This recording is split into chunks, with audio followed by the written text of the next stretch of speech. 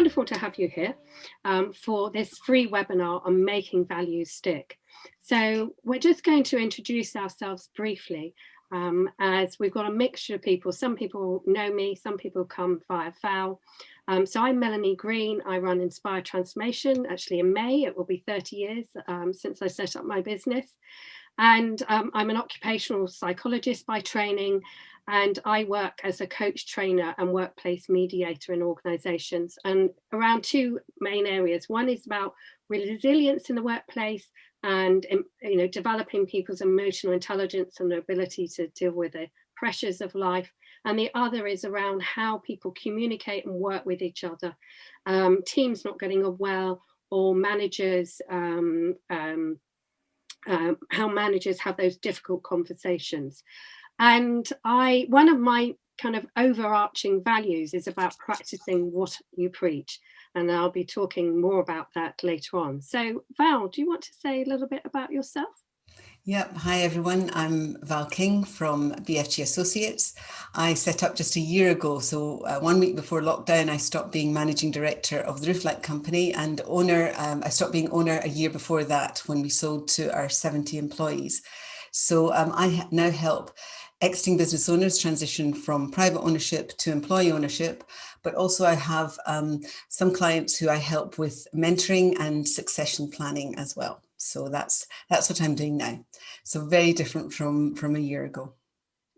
So thanks. And yes, I met Val networking, and we kind of hit it off, and we've got feel very passionately about a lot of common things. So we thought we would do this webinar together. So in terms of what we're going to do today is looking at making values stick, is thinking about, first of all, why a value is important for you, and is there a difference between personal and work values, and for you to and how do you Val's going to talk about defining values in behavioral terms, because a lot of companies can have values, but actually what does it mean in practice? And then I'm going to talk about actually what happens when values clash, and how do you talk about those differences? How do you have those difficult conversations? So Val is now going to share with us her experiences of making values stick in her previous organisation. So over to you, Val. So I explained that we sold our business 2 years ago to employees, and then I stepped down as managing director a year ago. And I'm pleased to say that the business is continuing to do well with our new managing director, Steve, who has been through a baptism of fire, as you can imagine. So now I'm on the Employee Ownership Association Council, Membership Council, and I want to promote employee ownership. But the reason I'm here today is to share experiences about a values-led culture. So I must say that this is not something that is exclusive to employee-owned businesses. We started doing this some 5 years ago, so it's not at all important to have employees who own the company. It does help a bit, but it's very much for everyone. So in this sharing of values-led culture, what I'm going to be doing is establishing the values, how we made them more meaningful, and then influencing behaviours. So this is really coming at it from a practical point of view. How do you actually make those values stick in a business? And there's nothing like preparing for a presentation to make you think about something, and you'll be pleased to know I have thought about this. And I was wondering what the purpose of values is. And I know that Melanie is much more experienced than me on coaching, but we've done quite a lot of coaching at the Roof Light Company with a guy called Gareth Chick. And so I actually nicked this from him. He uses this to define coaching, developing people to their full potential whilst holding them accountable. And so developing people to full potential is, in my view, one of the core purposes of being a leader as well, because if you don't develop people to their full potential, then what a waste of people and happiness. There's a huge waste. And the problem is there's a huge amount of waste in the world at the moment, in the world of work. So I looked online to see what the latest surveys were in terms of employee engagement, and it's not looking good, folks. So this is from the US, so 2020, where you've got 31% of people who are engaged and 14 who are not. And that isn't great. So that means that 55% are kind of somewhere in the middle, and they're probably not in a very positive state. But then when I looked online to see what was happening in the UK, you'll be shocked to see that 11% of workers are engaged. And that really is a terrible waste. And so what I think I want to show is how values can actually help to increase that level of engagement, because that will help the business to be more profitable, more productive, but also help people just to be happier. But let me say from the beginning that the Rooflight Company is not a utopia or a Garden of Eden. And I have to say that over the years, there were times when I thought, is anyone getting this? You know, genuinely thought, this is just hard work, and I don't know whether I'm really making any strides in it. But they are a fantastic bunch of people. I've got to say, we obviously are a manufacturing business. We make roof lights. One of the main products is the conservation roof light. And there are 70 people. But so what I'd like to say is that a lot of people think of values as being soft and fluffy, but in a manufacturing environment, soft and fluffy are not words you often get. And what implementing and integrating values is hard work, and you have to have rigor, but most of all, you have to be authentic. And what I would say is, it's in the words of Yoda, with values, do or do not, there is no try. You just got to be authentic. And it's probably better not to bother if you really don't think you've got the time, the energy and space to do this. So I would encourage you to just park it for a bit if you think you just don't have the time to do it. So external recognition of values is important, and we received this in the shape of, we received Employer of the Year, in fact, 2 times. I think it was 4 years ago and then in 2020. But also we get people coming into the business, either new joiners, saying, this is a place where I really want to work. There's a much more positive and engaged culture. And that in itself is great for recruitment. And then we also get remarks from people who come in to advise us and to our customers and suppliers. So we get that external recognition. And also in terms of measurement, we do surveys, employee surveys, and I'll be speaking a bit about that later. So on to establishing the values. So one of the ways we did this, and this is, I'm just showing how we did it. There will be many ways, and I'm sure you have much better ideas for your organizations. But what was important to me was, it wasn't just my values, it wasn't just the leadership team's values, it was, we actually engaged some more people. So what we did was, we had a meeting with the leaders, including myself, and then with managers. Now looking back, I wish we had taken on some people who weren't managers, but so that's something I would say is important. But you can't have, in a company of 70 people, you can't have everybody involved. So we had one meeting with leaders, and then we came together, and the purpose was, we had a big discussion about what was important to us, what was important to the business, what resonated. And then we all came together, managers and leaders, and we came up with 4. And I insisted on no more than 4, because people just can't get their head around more than 4, in my view. So we had lots of toing and froing, and ended up with these 4: integrity, care, empowered, and unity.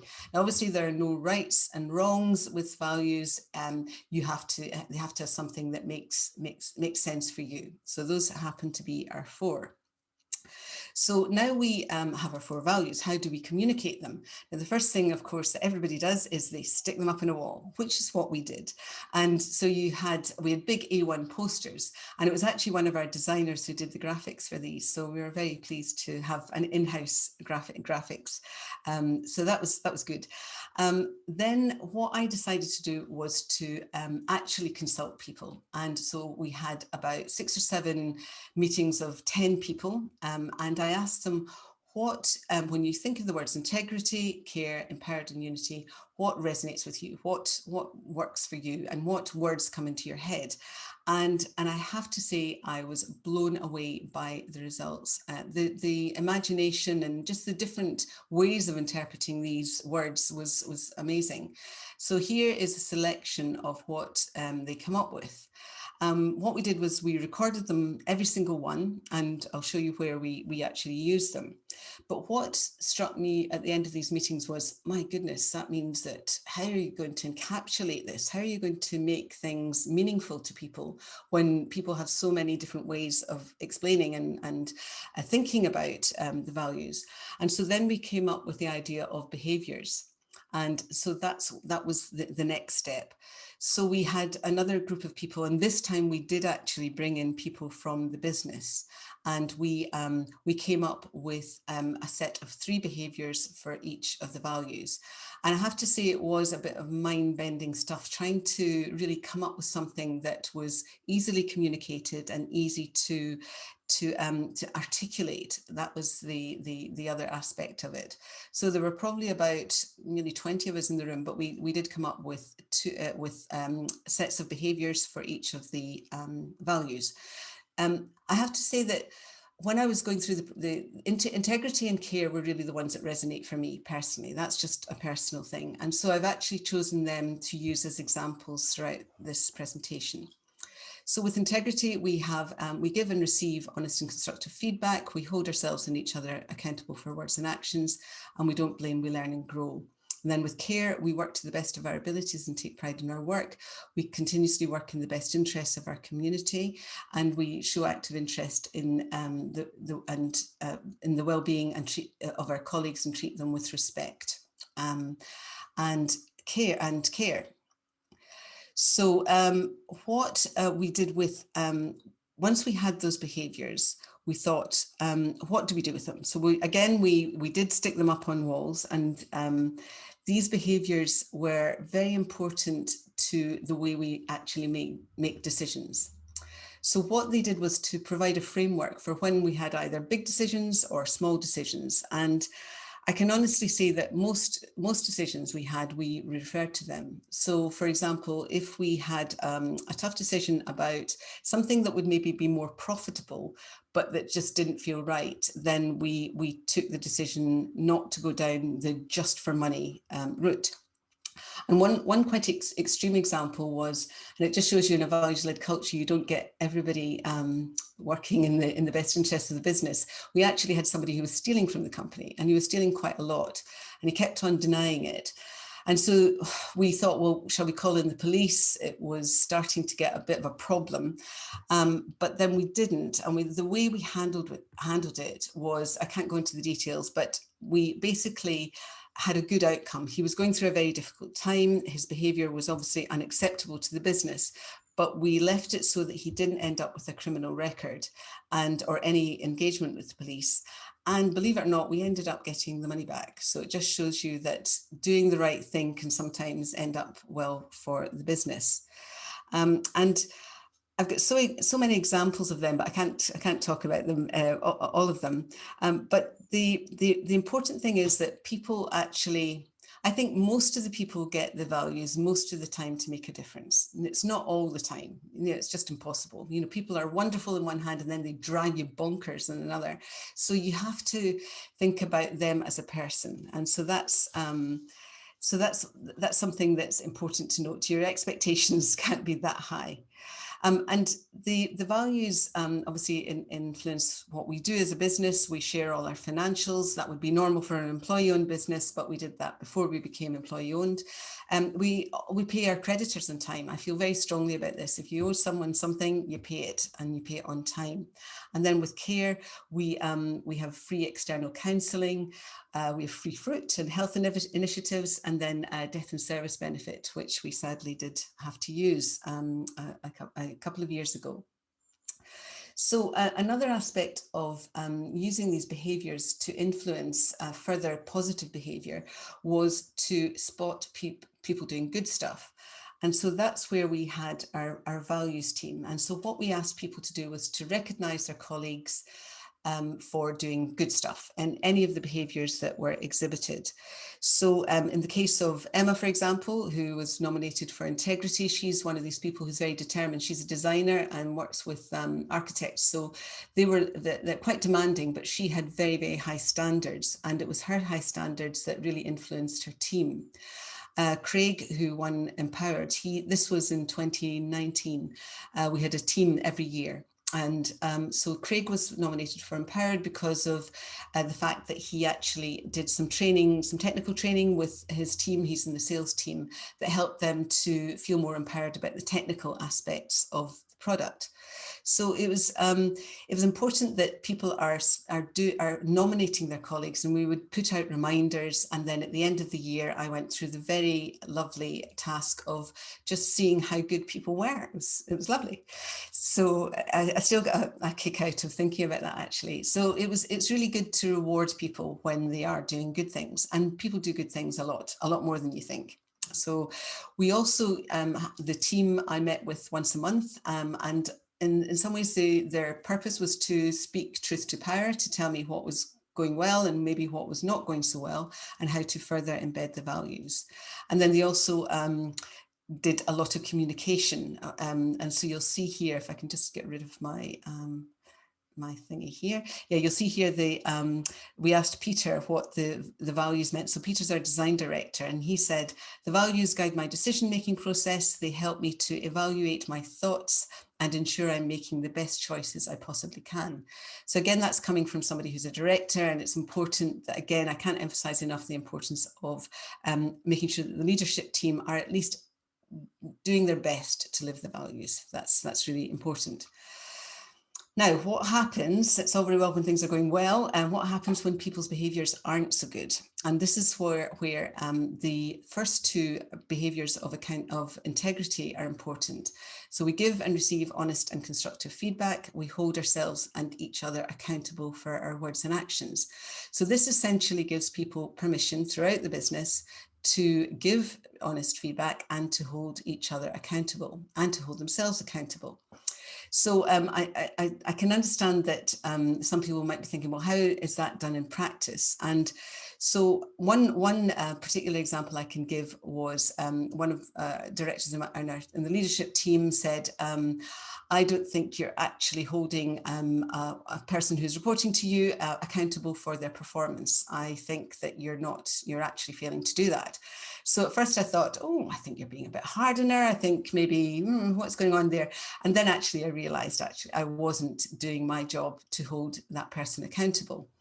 And then another example was where we show active interest in others' well-being and treat them with respect and compassion. And this is a situation where one of our directors was actually not looking after the well-being of their team. And so that was, I was seeing some cracks, people were under stress. So that was an important element of being able to point that out. And we actually have in our one-to-ones, a scoring system, if you like, where what we do is ahead of one-to-ones, we look at the behaviours that are being positively displayed and then reward them for that, either just right or a real strength. And then, in fact, I was really pleased to see this. I was at a Board of Trustees meeting, so I'm still involved in the business, and they've actually added consistently missing the mark. And that's for when you really are, you have to address an issue. You just have to do it. And do it as quickly as you can.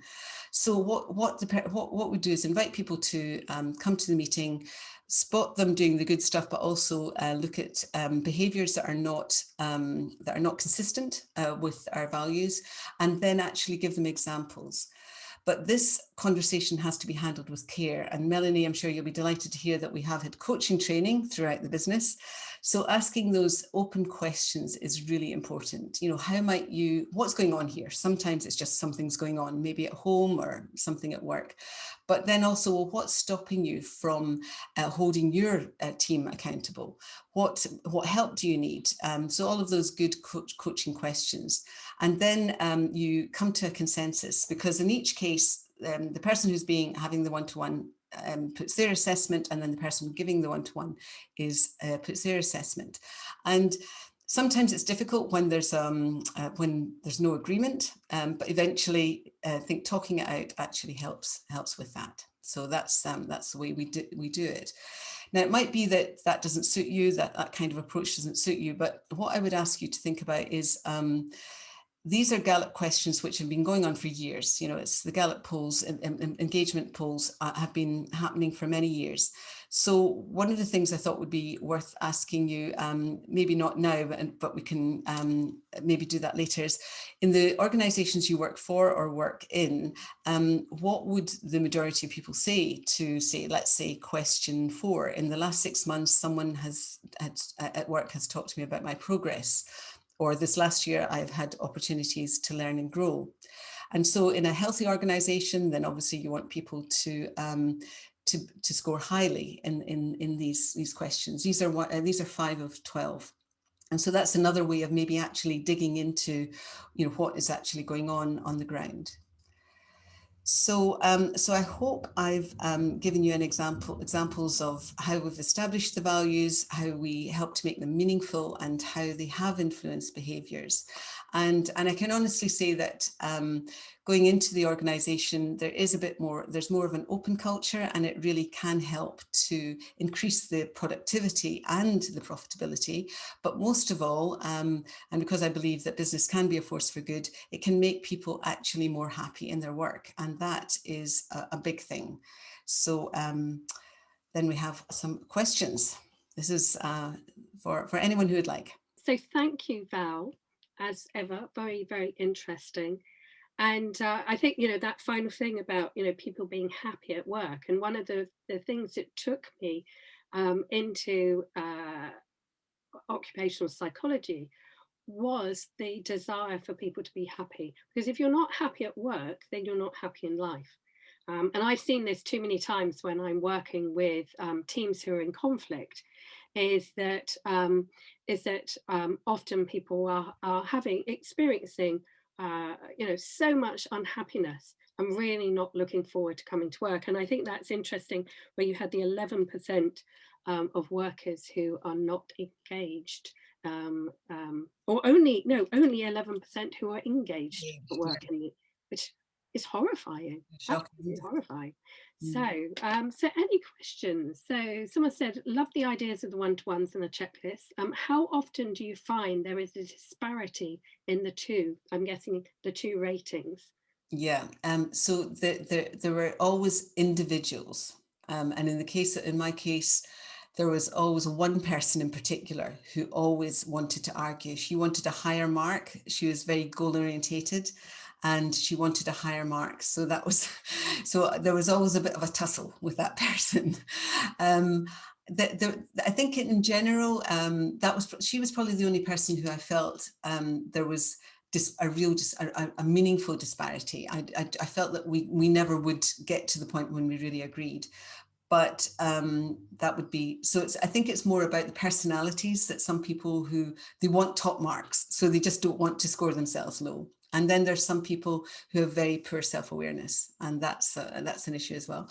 So I would say maybe 10 to 15% of the time, it was a problem. Okay, thank you. And so lots of questions coming in now. How often would you do staff surveys, and how many questions per survey? So when are we doing staff surveys? So the last time they did a survey was last week, and that was just how happy are you in your work? So that would be, I think they did that. We have that quite I think every quarter we used to do it, and then we used to do that particular one. Sometimes it would be every 6 months, sometimes every quarter over the years. In terms of a full survey, certainly no more than twice a year.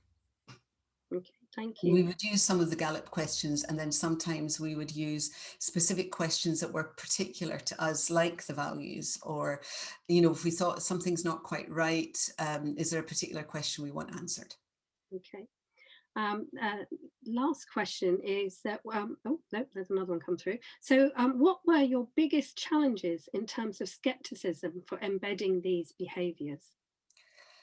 I think the biggest challenge is that you know that about 10% of the people are not going to get on board, and you just try not to let them bother you. You know, there'll be people who will be sitting there, you know, going back, oh, here she's going on about values again. And so you just have to sort of accept that not everyone is really into it. And so that was a big challenge for me. The other thing is the disappointments you get.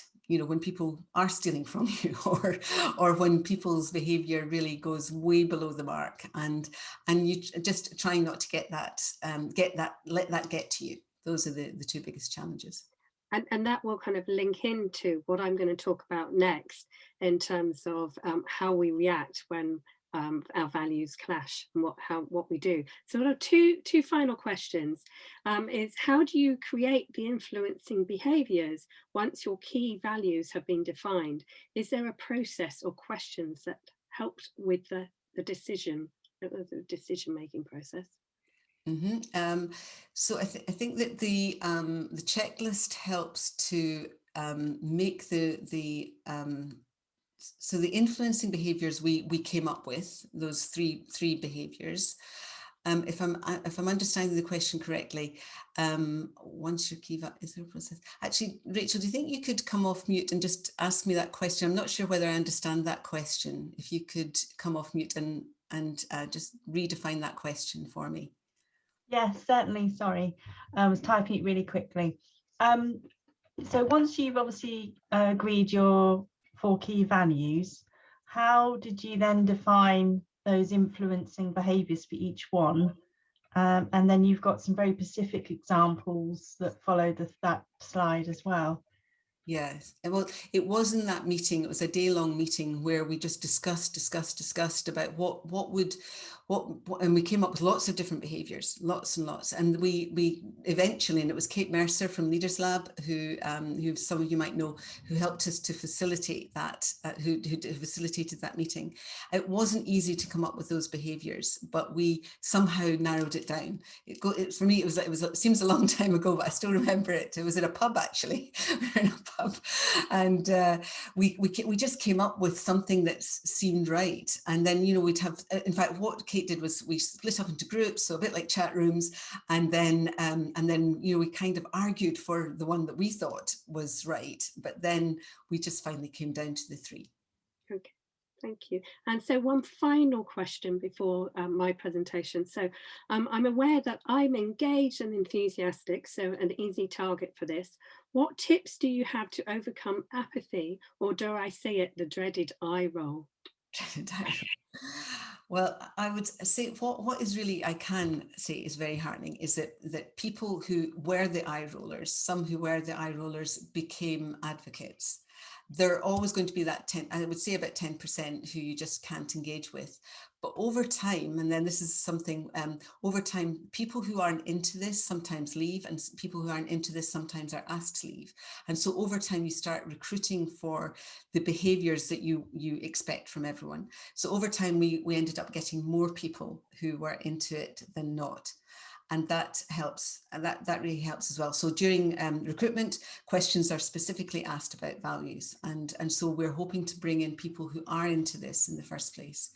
So yeah, it's just, but I have to say there were times when I was thinking, oh, they just aren't getting this. And just try not to let it affect you so much. And it's interesting what you say about some of the times the people who are most kind of against it, then once they won over are the kind of advocates. Yeah, I sometimes find that on ongoing programs that I'm running, it's quite interesting once you win them over. So thank you. So if you think of any other questions, we'll deal with them at the end of my presentation. So what I'm going to do is talk about what happens when values clash. And Val was saying is that that sort of feeling that extreme example, but when someone's stealing from you, but actually when values clash, is that often the response is much more extreme than if I've just somebody's disagreed with me. And I tend to find that people have 1 or 2 responses when it comes to conflict, any conflict, never mind about values. One is, if they're not good at dealing with conflict, they either get really fiery or they want to run away. And in both those situations, actually, they need to manage their emotional response to be able to come into the middle and have calm and rational discussions about this. So what I'm going to talk about is, first of all, is a bit about the brain and what happens when we're facing conflict, and then talk about how we can manage the interactions with others. So to start off is that just a little bit about the brain is the brain is designed to keep us safe.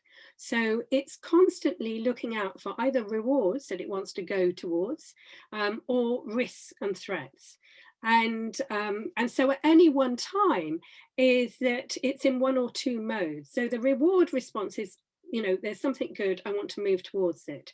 So it might be, if we're talking about working relationships, it's been lovely working with Val. I've looked forward to the conversations and the meetings that we've had. So that's the reward response, going, oh, this is going to be interesting. Oh, we could talk for hours. That's the reward response. It also, in terms of, oh, I've got a holiday, if you're lucky enough to have holidays nowadays, but, something nice to look forward to.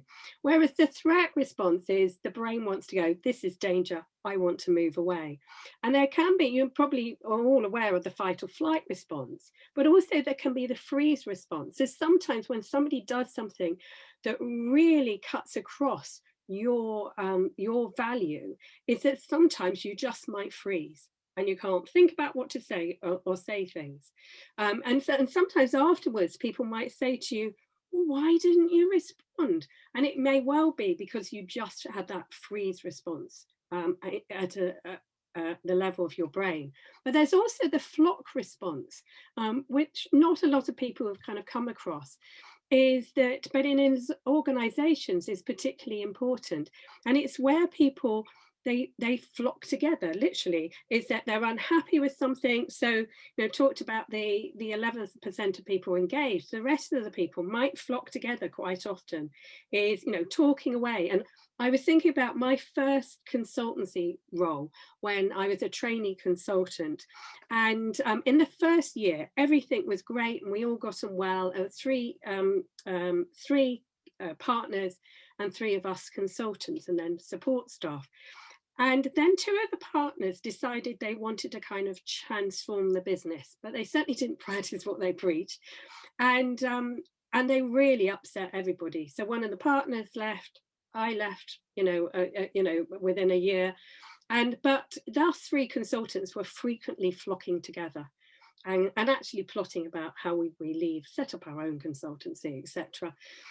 So actually, when there is a clash of values, or people are not living the values, and as Val was saying, is that it's actually better if you don't espouse values if you're not going to live them. And I've been working in organizations as a coach and trainer where people say, look, they've got that on the wall, but they don't do it. And so it just makes things worse. Now, I don't have time here to talk about the dampening down the brain's threat response, but in the email, when I send the recording of the webinar, I'll send a link to one of my previous webinars that talks more about techniques to dampen it down. But what I wanted to talk about today is two things about managing the interactions when there is a clash. And one is the importance of rapport, and the second is about managing the interactions with other people. So first of all, let's look at rapport. And I always say to people, it's like the foundation of any working relationship. And I'm going to share a model in a moment that shows why it is so important. But for me, rapport at work is being able to connect in some sort of way. And it's about having a working level of rapport. You're not going to be friends with everybody. So I would say, like, rapport's on a continuum. At one end, there's friends, and at the other end, there's people you can't stand. But it's about having, a working level of rapport. We're not going to be friends with everybody. And this model will show why rapport is important. So if you don't have rapport, even if you agree with somebody, or you give them positive feedback, or you thank them for something, it's likely to come across as patronizing. Whereas if you've got rapport and you agree with somebody, it will be seen as encouraging and you feel good about yourself and about the relationship. And certainly going back to my my first consultancy role, I had a great relationship with my boss in the first year, and I was definitely at the top. We could talk about anything, I could say anything, and then we ended up down the bottom. And even when he wanted to give me positive feedback, I almost kind of wanted to brush it away. I didn't believe it because the rapport had gone. And then on the other side of the equation is if you disagree, or it might just be a difference of opinion, or you've got to give feedback, or as Val was talking about, holding each other accountable, or if there's a clash of values, is if there's no rapport, it can be seen as criticizing you as a person, and people take things very personally. And people often sort of say, is that I only said X, you know, and there was this huge, you know, they took it so personally. Well, it might have been because there was the lack of rapport. Whereas if you have got rapport, they're much more likely to see it as reasonable, and to listen, and to, you know, if somebody does something that seems to go against their values or the values of the organization, is that they're much more likely to, it's much easier to have a discussion because you're more likely to listen to somebody, you're more likely to cut them some slack if they if you have got rapport. So as I said, for me, however skilled you are, if you haven't got a certain level of working rapport with people, then you're at the bottom, and it makes life very, very difficult. And so often on my courses and when I'm coaching people, their first thing is, actually, I need to go away building rapport, maybe before I have a difficult conversation with somebody. So that's in terms of the rapport, and we talk more about how to build rapport. And again, I can send a link to a webinar recording where we explore both of these, this and the next one I'm going to talk about in more detail. But you might want to kind of think about where you're kind of rubbing up against somebody. It's a difficult working relationship. Is it that you need to build some more rapport? So let's look at what happens when there's conflict. And in this case, we're talking about a clash of values, and, you know, how you can navigate that in a constructive way. And I use transactional analysis, or TA, in a lot of my programs, or nearly all of them. And it's about understanding the patterns of behavior that we can fall into and what are our options. Because we can often kind of get into well-worn, you know, ruts with certain individuals that we work with, and we think we've got no options in that situation. So what I'd like to do is to, actually, I was going to, first of all, is, as I put this up, is in the chat box, if two people can just say yes, if you've come across the parent-adult-child model before.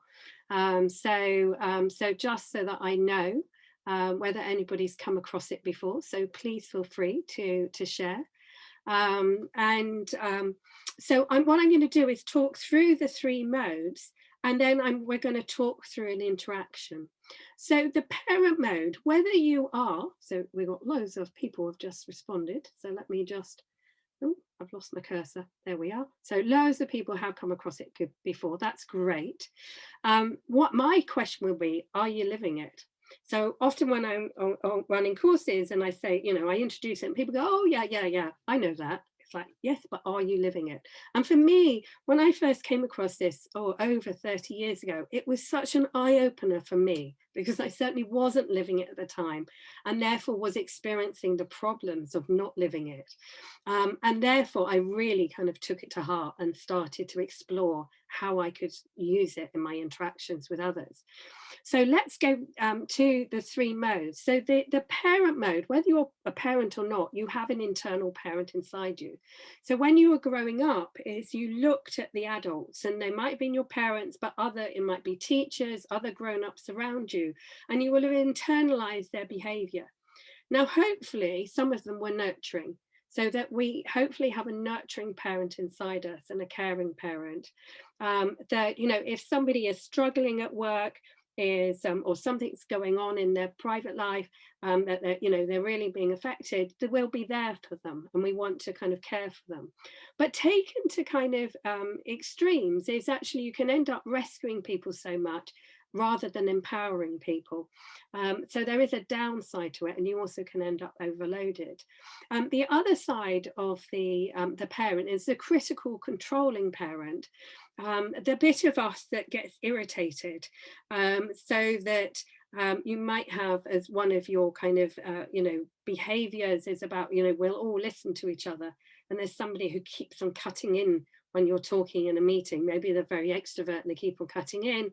And your critical controlling parent might come out. It's like, God, that person's always like that. But taken to extreme, it can become very bullying behavior.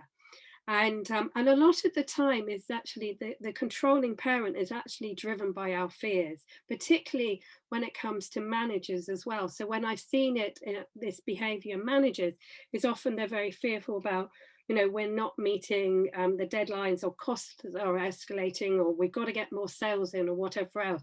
And then they get very controlling. I'll come back to the adult. The child mode, so we're all grown up, aren't we? But we don't always behave like grown-ups. Now, the fun, carefree child is a positive side of it. It's where we get our energy from, our creativity. Life would be incredibly boring without that fun child. And I have to say, I've been collaborating on different webinars over the last year. And actually, I've chosen people who, one is I have shared values, but also we can laugh together as well. That's really important. There's the adaptive child, people who just go along with social norms, or the company values, is that they kind of go along with them, but they haven't really understood them. And then there's other aspects of the child. There's people who are very fearful and have the fearful child. So the fearful child inside us has a lot of what ifs. So what if this happens? What if that happens? You may have, the sulky child in you, or maybe somebody in your team. When I'm working with teams, I'll often get people coming to me and saying, on a one-to-one basis, we dare not say something to X because they'll sulk for weeks and make everyone's life a misery. Or you might have a rebellious child. It doesn't matter how old you are. My mum's 86. She has a rebellious child. If she feels controlled, she will rebel. And so both the parent and child are emotionally driven, and something happens outside. So somebody, cracks a joke, we laugh. Somebody cries, we want to comfort them. Somebody cuts us up on the motorway, and our critical controlling parent. Somebody tries to control us, our rebellious child comes out. And so the adult mode is about, actually, how do I manage my emotional response in order to have rational, logical discussions with people? It's about listening, asking questions, seeking to understand. It's about respecting your rights, but also respecting mine. So I'm not going to walk over you, but I'm also not going to allow people to walk over to me. It's not about playing games. It's about being open and honest and going for win-win outcomes. And it's about taking responsibility for actions, decisions, and mistakes. And I was, one of the things that Val said, she said that about living the values as much as we can, because we are only human. And of course, sometimes we sleep out. Sometimes we're under a lot of pressure, and that might come out in our behavior. But it's actually then, how do we then live our values and take responsibility? And I remember last year, not in a work context, but we were trying to sort out live-in care for my mother, whose dementia kind of escalated in the first lockdown. And I was also trying to sort out all the finances. And we're dealing with an IFA and their administrator. And they kept on making mistakes. And there was a lot of, if you think back to last year, it was a lot of pressure. We were in lockdown. I was dealing with at a distance with a mum with dementia. And they'd made a mistake again. And I called, and I was just so frustrated. I definitely wasn't in a calm and rational way. I didn't lose it or anything like that. But afterwards, I kind of, and the call was fine. But afterwards, I was kind of like, actually, that isn't me. I felt that I was just a little bit, I wasn't completely in that adult mode. And, I'm not going to beat myself up because I was under a lot of pressure. So I remember the person caught me on a walk. And when I got home, I rang them back and I said, look, I'm really sorry if I wasn't kind of completely, I was a little bit terse with you. And she said, no, that's absolutely fine. But she said, oh, thank you so much for calling. And so, when things clash, is that part of that adult is admitting and noticing, not beating ourselves up, but actually going and, repairing those relationships. So let's look at the interactions that we have with other people. So ideally is that we will be having lots of adult to adult conversations. When it's appropriate, we might do some nurturing parent if somebody is going through a lot. And there's that fun child to fun child where our humor comes out, really, really important. But unfortunately, under pressure is that it's very easy for us to slip into parent-child interactions that aren't helpful, and particularly when values. So going back to the brain's threat response.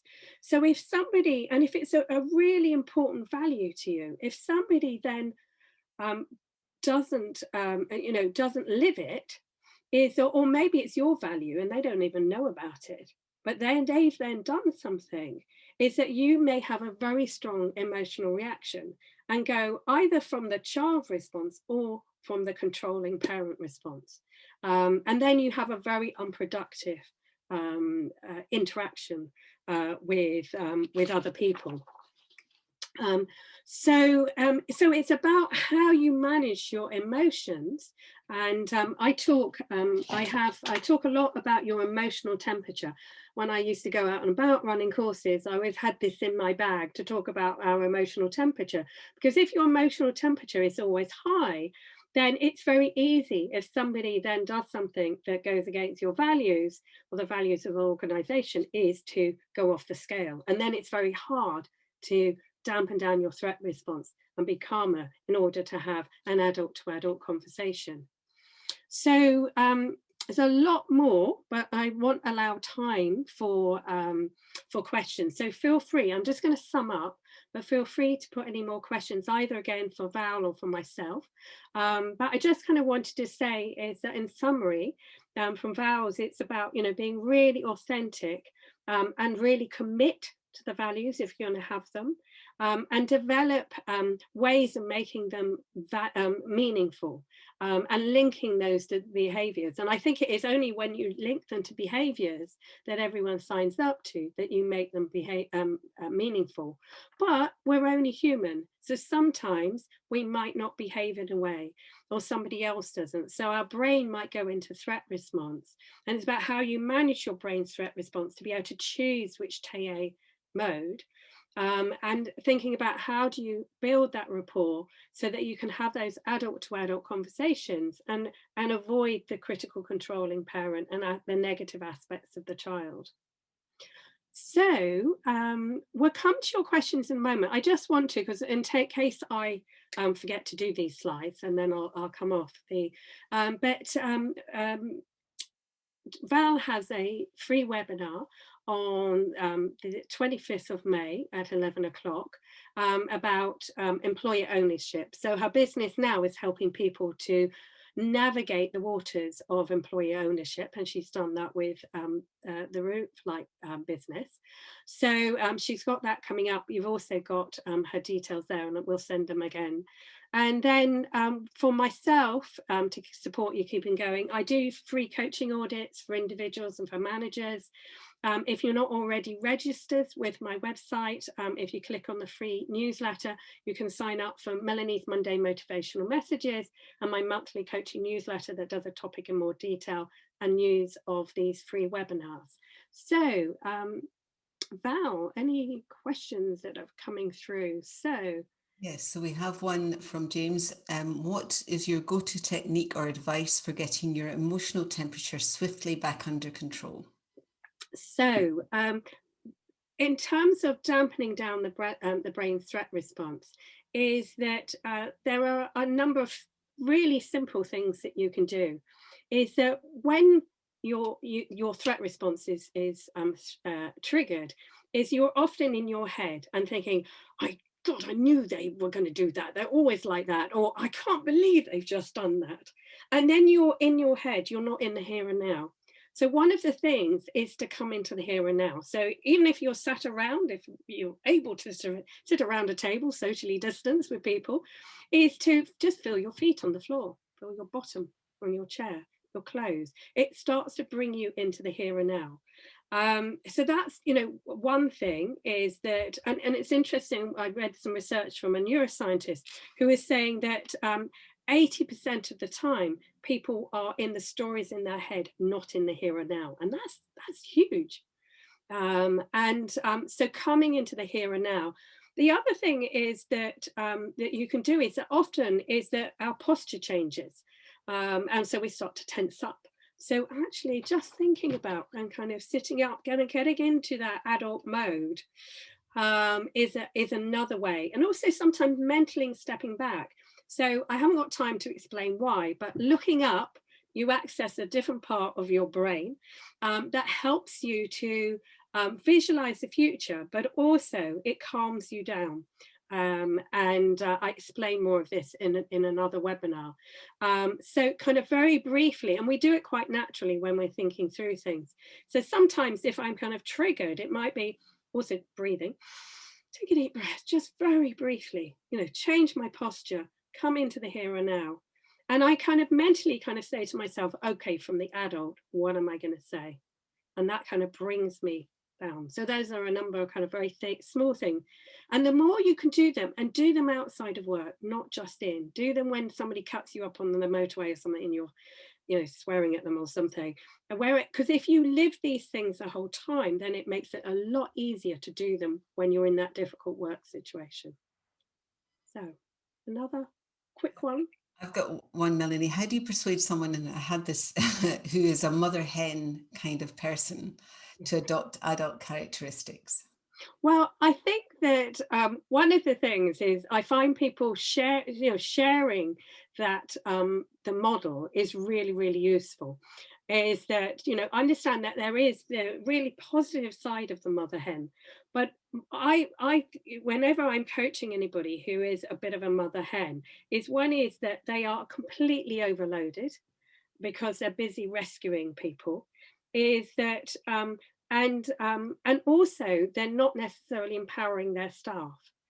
And one of the things that I've noticed that when I'm coaching people is that people kind of think, well, if I'm not a mother hen and being nice to people, I'm just going to be this awful, controlling parent and telling everybody what to do. And actually, and people think in very, very polarized ways. So it's about realizing, and I talk to people about this, and then people go, oh yes, that's what's going on in my brain. And so it's about that middle way. It's, of course, you're still going to be kind to people, but you're not going to be rescuing the whole time. It's about actually, how do you empower people? And so somebody saying, make your people aware of this model is so empowering for people. It is. I find that the TA model is a complete eureka moment for many people, and really helps them to understand their own behavior. And even people who have been behaving, in teams very poorly for a long time, it's often an eye-opener. It really is. So I like to finish on time, and we've got about a minute left. So I'm happy to stay on, and if anybody has got further questions, but I always like to kind of finish the formal bit. So I would like to thank you all for coming along and contributing, asking questions. And thank you so much for Val. It's been a pleasure working with you beforehand and today as well. And as I said, I'll kind of stay on for a few minutes, and you can open up your mics if you've got any kind of other questions. If not, go off, go and have a nice lunch, have a nice rest of the day. And thank you very much.